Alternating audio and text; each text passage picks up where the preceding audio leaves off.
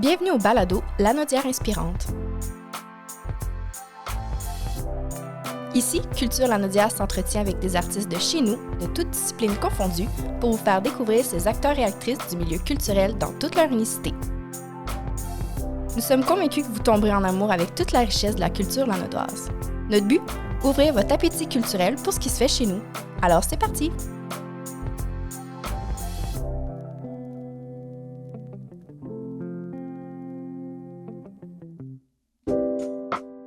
Bonjour, c'est Maude de l'équipe de Culture Lanaudière.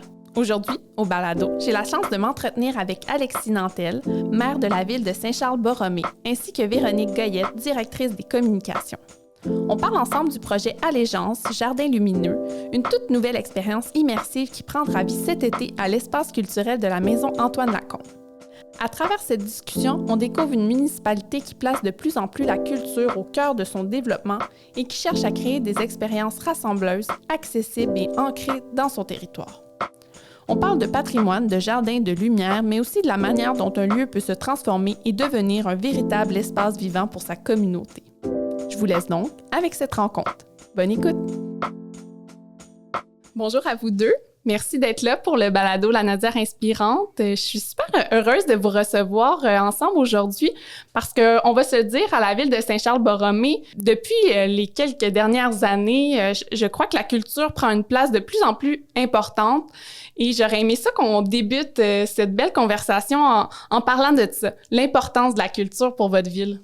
Ben, si je peux me permettre, pour moi, personnellement, la culture a toujours été importante et j'ai baigné là-dedans à différents niveaux, dans le théâtre, entre autres avec mon frère, mon père qui a fait énormément de peinture, de vernissage, qui a eu un parcours assez étonnant à travers ça.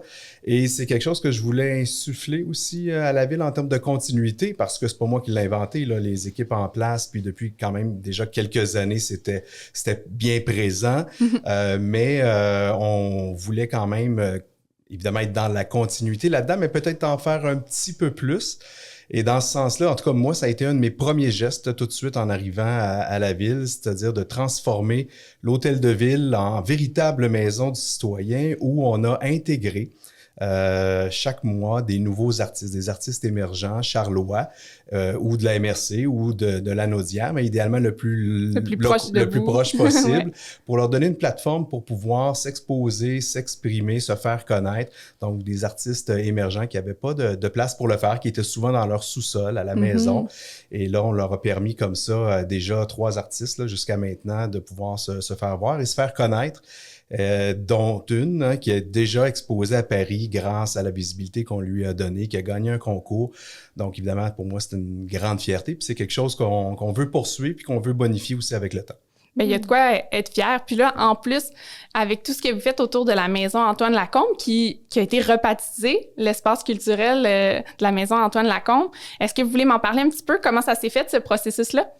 Oui, bien en fait, moi, j'aimerais peut-être revenir sur toute la genèse de tout ça, qui est le plan stratégique, donc 2017-2030. Alors, on est à mi-chemin, je dirais, dans le plan stratégique. Puis déjà, en 2019, quand on a fait les consultations publiques, ce que les citoyens nous ont dit, c'était, par rapport à la maison, en fait, là, que c'était vraiment leur lieu le plus identitaire et puis le lieu dont ils étaient le plus fiers, le lieu qui avait besoin d'être mieux connu parce que c'est quand même un secret bien gardé. Hein? C'est comme un bijou là, qui est dans son écrin. Puis c'est même moi, je me rappelle quand je suis déménagée ici, je ne connaissais pas le lieu et la première fois que je l'ai vu, je dis « Ah, wow!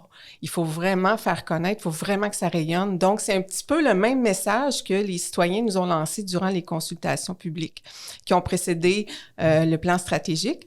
Et puis ensuite, bon, est venu le nouveau conseil municipal, évidemment. Et puis, à ce moment-là, c'est le plan de développement culturel qui a pris forme. Et puis, celui-là, c'est un plan de développement culturel 2025-2027. Alors, on est aussi en plein cœur.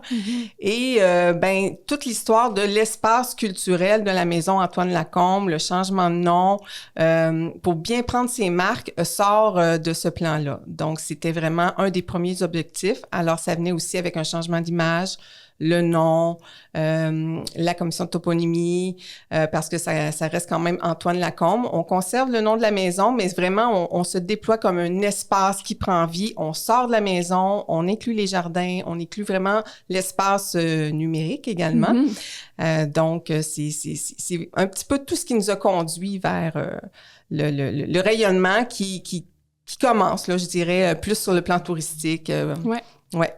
Plongeons-y dans cette expérience numérique aussi que vous offrez, puis ce dont vous venez me parler aujourd'hui. Donc, Allégeance, jardin lumineux. Donc, ça va s'illuminer très, très bientôt. Peut-être même qu'au moment où sort le balado, vous pouvez déjà aller visiter les jardins. Donc, comment c'est né ce projet-là?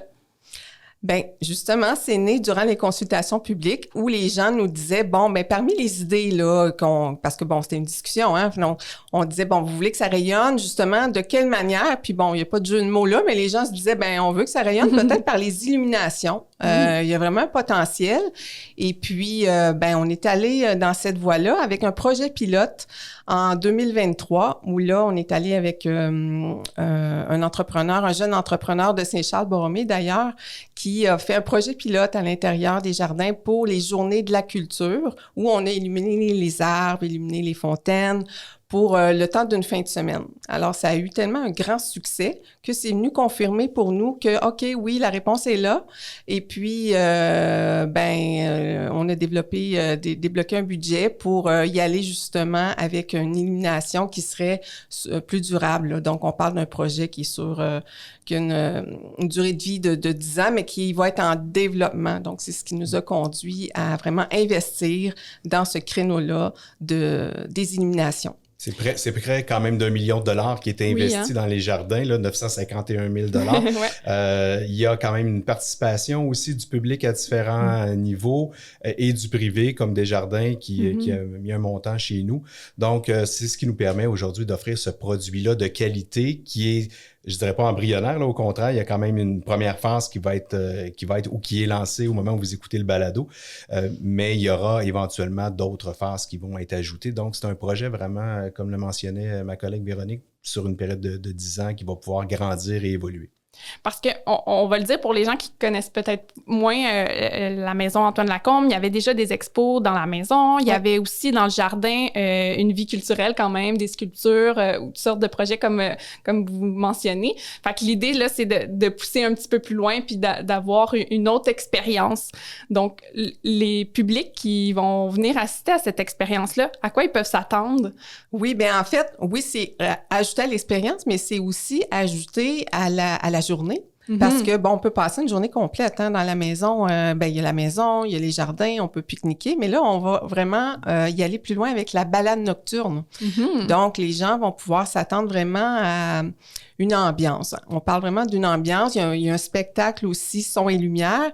Le spectacle dure environ 5 minutes où c'est vraiment, là, il y a un plafond de lumière, il y a de la fumée. Donc, il y a vraiment, c'est très enveloppant et ça dure 5 minutes. Puis ensuite, bon, au sol, tout est ponctué de lumière. Donc, c'est vraiment plus, on est dans l'ambiance, on est dans l'immersion. Oui, oui, tout à fait. Puis, on engage le corps. Donc, l'idée, c'est vraiment de mettre en valeur la nature via la lumière. Donc, ce qu'on a vu le jour prend une nouvelle vie le soir. Et l'idée, c'est de vraiment continuer à se promener dans le parc, continuer à faire du jogging, mais c'est juste que là, on est complètement absorbé dans quelque chose qui est immersif. Et puis, on cherche pas nécessairement à comprendre, on cherche juste à entrer dans la magie. OK. Donc, on n'est pas nécessairement dans l'histoire parce qu'autour de la maison puis des jardins, on a les jardins anglais, les jardins français. Il y a tout un patrimoine naturel autour de ça. Est-ce qu'on joue dans cette thématique-là quand même? Ben, c'est-à-dire que le patrimoine, il est là, il est présent, il fait partie d'un des parcours à travers ça.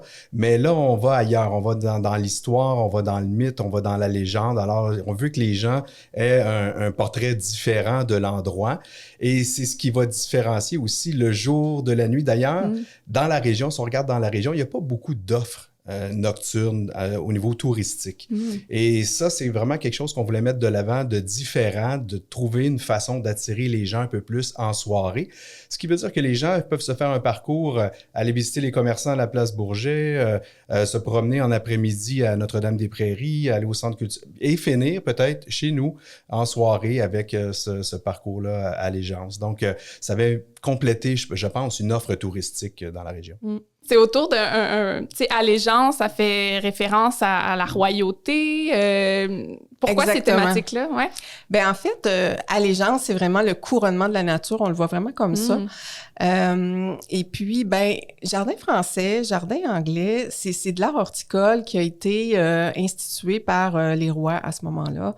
Les rois étaient très fiers. Donc, mettons le roi Soleil, ben, pour montrer toute sa grandeur, sa fierté, plus le jardin était grandiose, et bien à ce moment-là, ça démontrait toute la primauté de ce roi-là. Alors, c'est vraiment l'art horticole qui vient de cette royauté-là qu'on a voulu transposer dans Allégeance, et d'ailleurs, le nom fait référence. Donc, au niveau de cette histoire-là, ben en fait, c'est possible parce que c'est aussi, il y a un parcours numérique. Le numérique a été... on va plus loin aussi avec des bornes interactives. Donc, via les bornes interactives, on peut connaître tous les tenants et aboutissants de la royauté par rapport à la nature, par rapport à l'art horticole, l'art botanique. Donc, c'est vraiment ça, l'histoire, on va aller l'accrocher avec les bornes numériques. Il y a de la donnée additionnelle, puis ça permet de compléter par un volet un peu plus éducatif aussi à travers ça, donc ce qui en fait un parcours assez génial. Ben oui, c'est ça, c'est comme si ça vient jumeler plein d'éléments qui a toujours été quand même dans l'essence de la maison Antoine Lacombe, donc c'est super intéressant de vous entendre parler à travers ça. Jumeler technologie, histoire, paysage. J'imagine que ça amène plein de défis. Ça a été quoi le parcours pour en arriver là, à un lancement presque tout bientôt, en fait? Un des grands défis, ça a été l'électricité. Oh oui, OK. Ouais, là, on se ramène à quelque chose de très terre à terre. Très technique, là, ouais. Mais sur le tout près de 1 million, ben il y en a tout près de la moitié qui est vraiment pour l'électricité. L'électricité, par contre, on l'a vu sur 10 ans. Là. Donc, on a vraiment mis le paquet là, pour investir pour 10 ans en matière d'électricité. Mais tu sais, tout ce qui est le souterrain électrique, ça a été un grand défi. Également, ben, on est dans un milieu où la nature est reine. Ben, justement, on voulait faire attention. Donc, tous les ancrages, les accrochages, pour que ça continue de croître, là, nos arbres, tout ça, ben, ça aussi, ça a été un défi technique. On fait passer cette maison-là dans une nouvelle phase, une phase plus actuelle, un peu plus d'aujourd'hui pour un public aussi qui rajeunit, il faut le dire, et puis qui est près de la technologie aussi de plus en plus. Alors, c'est un peu vers ça qu'on voulait aller pour les faire évoluer. Il faut dire que les jardins ont été sous un OBNL pendant plusieurs années et la ville a repris le site il y a 3 ans maintenant pratiquement. Donc, c'était une suite logique là, de vouloir le développer puis de l'offrir davantage aux citoyens puis aux gens de l'extérieur qui voulaient venir le visiter. Déjà, ça faisait partie d'un parcours à travers le Québec. Là, les gens qui aiment l'horticulture, qui sont fans d'horticulture, qui vont faire par exemple les jardins de métis en Gaspésie. Bon, il y en a un paquet d'autres, mais Antoine Lacombe faisait partie souvent de ce parcours-là, de la liste. Puis ça vient s'inscrire aussi dans cette envie aussi de découvrir différemment, de vivre des expériences immersives. Donc, vraiment un beau projet. Est-ce que les citoyens vous en parlent déjà? Est-ce qu'on a hâte de découvrir ça? Oui, on a même des espions en ce moment. Oui, hein? Ben, on est en phase test. Au moment où le balado sera diffusé, ben oui, peut-être qu'on sera vraiment dans le déploiement complet. Mais oui, les citoyens nous en parlent. De toute façon, quand on passe là en voiture, le soir, on voit déjà qu'il se passe quelque chose, là, qu'il y a de la vie, puis que c'est même intuitif là, de s'y rendre, de dire tu sais, ça suscite la curiosité. Donc oui, les citoyens, je pense que sont en attente beaucoup. Oui, parce qu'on était en phase test justement durant l'hiver. Donc, on s'en est fait beaucoup parler qu'on avait hâte à l'été de voir le plein déploiement. Et du côté des élus, nous, on a de grandes aspirations pour cette maison-là, ces jardins-là. À long terme, là, il y a plusieurs projets en dehors de l'illumination. Évidemment, on voudrait protéger davantage les lieux. On voudrait éventuellement peut-être développer un pavillon d'interprétation, justement, numérique. Il y a beaucoup de projets qu'on a en tête, puis on voit qu'il y a une soif là, de la part des citoyens de vouloir se l'approprier davantage. Donc, je pense que côte à côte, on peut faire beaucoup de chemin comme ça. Quand vous dites protéger par rapport au bâtiment patrimonial ou dans ce sens-là? Ben, le site lui-même, c'est pas un site qui est clôturé actuellement, entre autres. Donc, on vit comme plusieurs villes, municipalités, des problèmes de vandalisme. Donc, éventuellement, c'est quelque chose qu'on va prendre au sérieux. Oui, je comprends. Est-ce que vous êtes en mesure de me parler un petit peu des autres projets autour de l'espace culturel de la maison? Tantôt, je parlais d'exposition. Est-ce que toutes ces choses-là prennent vie encore? Ben oui, durant tout l'été, on a une exposition dans les jardins, en fait, à travers la végétation et les textures, tout ça. Il y a quelques années, il y avait eu le Petit Monde avec des lutins. Ben, en fait, cette année, on revient un peu avec la même magie, mais avec des marionnettes. Alors, on a reçu un don, en fait, de Pierre Robitaille, figure majeure de marionnettiste au Québec. Et puis, plus de 40 ans de carrière, il nous a donné, en fait, plusieurs de ces marionnettes. Et nous, ben, on va leur donner vie dans les jardins cet été. Ce sera la grande exposition extérieure. Et puis, ben quoi d'autre? Ben oui, en fait, avec les jardins, l'illumination, ben on est en train de travailler sur déjà quelque chose qui n'était pas prévu. L'allée des Lilas va devenir l'allée des premiers peuples. Alors, vous savez que le CAAL, le Centre d'amitié autochtone de la Naudière, s'installe à Saint-Charles-Borromée. Ben oui. On n'a pas voulu, comme disait M. Nantel, tantôt, il va y avoir plusieurs projets dans les prochaines années pour allonger l'expérience, mais on n'a pas voulu attendre. On a voulu tout de suite faire collaboration avec le CAAL. Donc, l'allée des premiers peuples sera un attrait, dans le fond, dans les illuminations de cette année. Ça va être pour aller chercher le tourisme autochtone. Et puis, on va avoir des récits de la musique aussi, d'aînés. Ça va vraiment être... C'est ça, oui. C'est plus que de donner un nom à une allée. C'est une véritable première collaboration avec le CAAL. Et donc, la musique autochtone qui va être là, évidemment, une histoire qui va entourer ça. Capteur de rêve. Il y a un paquet de choses qui vont être travaillées. On ne vous dit pas tout. On se garde quand même une portion du scoop. Oui, il faut que les gens aillent voir. Mais vraiment, on est bien fiers de pouvoir lancer ça rapidement. Puis, il y aura autre chose aussi dans le temps avec le CAAL qui va se travailler. Bien, c'est génial. On surveille ça. Puis si on veut plus de détails, si on veut les dates exactes, les moments d'ouverture aussi, on peut visiter, entre autres, le site Internet et de la ville. Oui, antoinelacombe.com, effectivement. Génial. Puis, j'aimerais, avant qu'on se quitte, vous m'en avez parlé un petit peu, mais qu'est-ce que vous imaginez pour l'avenir culturel de Saint-Charles-Borromée? Qu'est-ce que vous aimeriez que les gens associent spontanément à la ville en termes de culture? Évidemment, les jardins, ça c'est sûr. Ça, c'est au centre vraiment de l'attrait chez nous. Alors, on va continuer de les travailler énormément. Il y a le Festival Mémoire Racine qui est un gros morceau chez nous. Puis malheureusement, je trouve des fois qu'on l'oublie, mais nous, la ville, on a la véritable volonté de grossir ce festival-là puis de travailler en collaboration avec la direction du festival pour embarquer l'ensemble de notre population d'abord. On veut que nos citoyens embarquent davantage. On veut que nos commerçants aussi donnent une couleur à ce festival-là. Puis éventuellement, qu'on puisse rayonner à l'extérieur pour tirer encore plus de gens chez nous pour venir le découvrir et en profiter parce que je pense que c'est un petit bijou, ça aussi, comme festival. Et pas seulement si on est amateur de musique traditionnelle, parce qu'on va quand même un peu plus largement que ça à travers les spectacles qui sont donnés. Mais évidemment, pour l'amateur pur et dur de traditionnel, je pense qu'il est servi chez nous. C'est l'endroit, pas manqué. Hein? Ça me fait rire parce que ce matin, j'avais une autre rencontre avec Claire, qui est de la maison Louis Cyr. Puis, quand je lui ai posé ma dernière question, ma question bonus, elle m'a parlé du festival Mémoire et Racines. Fait qu'il y a un lien. Est-ce que vous, c'était l'événement dont vous vouliez me parler, inspirant, l'artiste ou le lieu dont vous vouliez me parler, ou vous en aviez un autre? Moi, je suis peut-être par mon parcours aussi en agence de communication puis en agence numérique, mais le numérique, pour moi, c'est une sensibilité. Quand on me parlait de cette question-là, je me disais, rose bonbon, je pense que... rose gazon. Rose gazon. Oui. Je voulais pas dire rose bonbon, puis je dis rose bonbon. Des fois, notre cerveau voilà, fait des... ça y est, exact. Mais oui, donc Rose Gazon. à Rose Gazon Repentigny, je pense que c'est un petit festival qui est en pleine émergence, là, qui est bien le fun, qui mêle musique, lumière. Ça me fait penser un peu, il y a Montréal en lumière qui est connu depuis longtemps, mais où on mêle ça, musique, lumière, numérique, puis éventuellement peut-être gastronomie et autres.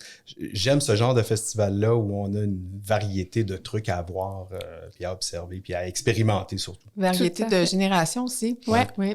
Ben oui, parce que Rose Gazon, c'est des DJ aussi, mais toutes sortes d'expériences pour la famille. J'étais au lancement la semaine dernière. Ils nous préparent toute une programmation pour cette année. Fait que c'est gentil d'en parler. On va les visiter, mais on va aussi aller voir Allégeance, Jardin lumineux. Merci à vous deux d'avoir pris le temps de venir me voir aujourd'hui pour m'en parler. J'ai tellement hâte d'aller visiter ça. C'est sûr que l'agente de développement numérique en moi est très excitée. Je suis vendue un peu d'avance, mais je crois que ça va rejoindre beaucoup de gens. Donc, Absolument. Merci pour l'invitation. Ça me fait plaisir. Merci. À bientôt.